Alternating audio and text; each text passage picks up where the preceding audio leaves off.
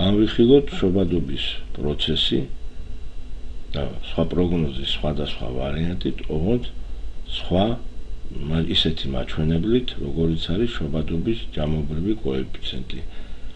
წინაზე განვიხილეთ ზოგადით, შობადობის ზოგადი კოეფიციენტით პროგნოზის სამი ვარიანტი, ანუ ვიხილავთ დაბადებულთა რაოდენობას მოსახლეობის 1000 სულზე, ხოლო შობადობის ჯამობრივი კოეფიციენტი უფრო ზუსტი მაჩვენებელია, სიამიჩნეული და შეგახსენებთ, რომ ის უჩვენებს ერთი ქალის მიერ ცხოვრების განმავლობაში დაბადებული ბავშვების საშუალო რაოდენობას. პროგნოზის სხვადასხვა ვარიანტით, ჩვენ ხედავთ, განსხვავება შობადობის ჯამობრივ კოეფიციენტებს შორის საკმაოდ მნიშვნელოვანია და 2050 წლისათვის ერთ ბავშვს აღწევს პროგნოზის დაბალი და მაღალი ვარიანტიდან გამომდინარე, ანუ სხვაობა უკვე ერთი ბავშვია, რაც დემოგრაფიული თვალსაზრისით მეტად მნიშვნელოვანია. ამასთან შობადობის ჯამობრივი კოეფიციენტი პროგნოზის დაბალი ვარიანტით 2015 წლიდან და პროგნოზის საშუალო ვარიანტით 2040 წლიდან საკმარისი არ არის მოსახლეობის მარტივი აღწარმოებისათვის, ამდენად თაობების განახლებას არ ექნება ადგილი. მაშინ, როდესაც პროგნოზის მაღალი ვარიანტით შობადობის ჯამობრივი კოეფიციენტის სიდიდე უზრუნველყოფს მოსახლეობის გაფართოებულ აღწარმოებას 2050 წლისათვისაც კი. გადავიდეთ ახლა სხვა საკითხზე, ისეთზე, როგორიც არის მოკვდაობა. პირველ რიგში, როგორც შობადობის შემთხვევაში, განვიხილავთ გარდაცვლილთა აბსოლუტურ რაოდენობას, რომელიც ასევე მილიონებში იქნება მოცემული მსოფლიოსათვის 2550 წლებში, პროგნოზის ასევე სამი ვარიანტით. დაბადებულებისაგან განსხვავებით გარდაცვალების რაოდენობის შემთხვევაში განსხვავება პროგნოზის სხვადასხვა ვარიანტიდან გამომდინარე დიდი არ არის და მაქსიმუმს 4 მილიონს აღწევს 2050 წლისათვის.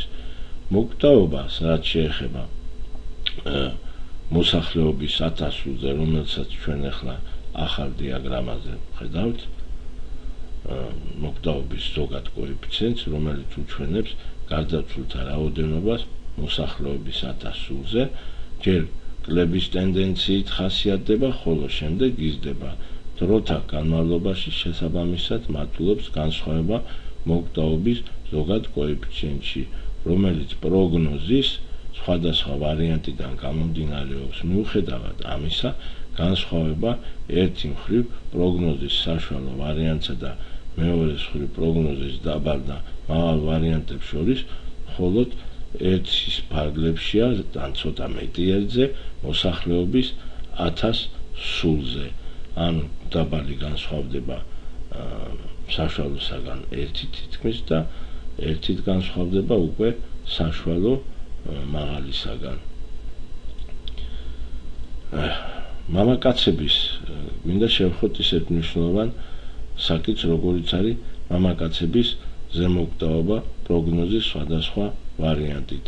ის მსგავსია და საერთო კანონზომიერება ახასიათებს 2030 წლებში მამაკაცების ზემოკვდაობა მატულობს, ხოლო 2030 წლის შემდეგ კლებულობს. შეგახსენებთ, რომ მამაკაცების ზემოკვდაობის ქვეშ იგულისხმება მათი მეტი ინტენსივობა მოკვდაობის ქალებთან შედარებით, რაც საერთო დამახასიათებელ პროცესს წარმოადგენს და ბიოლოგიური თავისებურებების გარდა ყოფა ცხოვრების თავისებურებებიდანაც გამომდინარეობს. რაც შეეხება ჩვილთა მოკვდაობის პროგნოზის სხვადასხვა ვარიანტიდან გამომდინარე ახასიათებს შემდეგი ზოგადი კანონზომიერება. პირველი პროგნოზის ყველა ვარიანტი გულისხმობს ჩვილთა მოკვდაობის შემცირებას 2055-50 წლების პერიოდში. ჩვილთა მოკვდაობის კოეფიციენტი დაახლოებით ორჯერ ნაკლები იქნება ვიდრე 2005-10 წლების პერიოდში. შეგახსენებთ, საუბარია ზოგადად მთელ მსოფლიოზე. არის მეორე განსხვავება პროგნოზის სხვადასხვა ვარიანტ შორის ჩვილთა მოკვდაობისას უმნიშვნელოა და პროგნოზის საშუალო და დაბალი ვარიანტისას ის რამდენადმე დიდია პროგნოზის მაღალ ვარიანტთან შედარებით.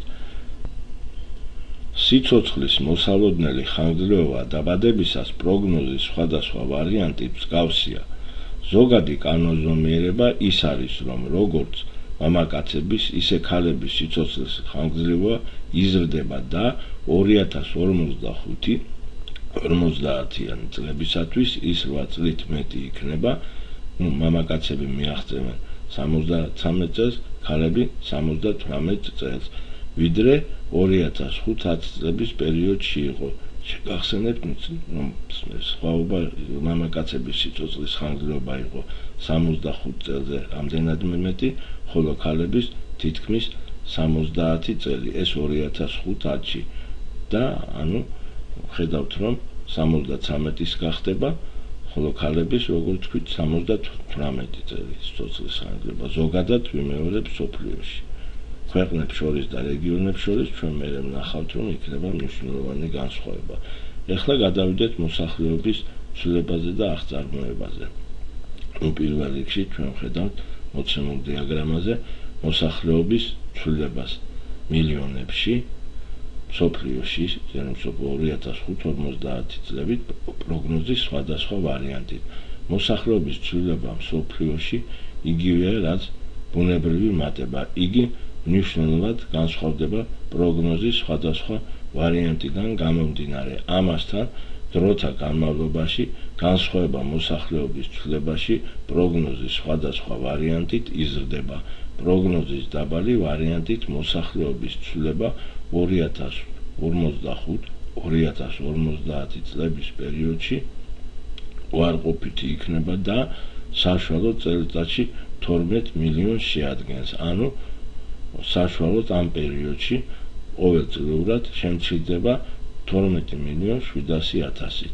მაშინ, როდესაც პროგნოზის მაღალი ვარიანტით მოსახლეობის ცვლილება წელიწადში მატებით გამოიხატება და საშუალოდ აღნიშნულ პერიოდში 85 მილიონამდე იქნება.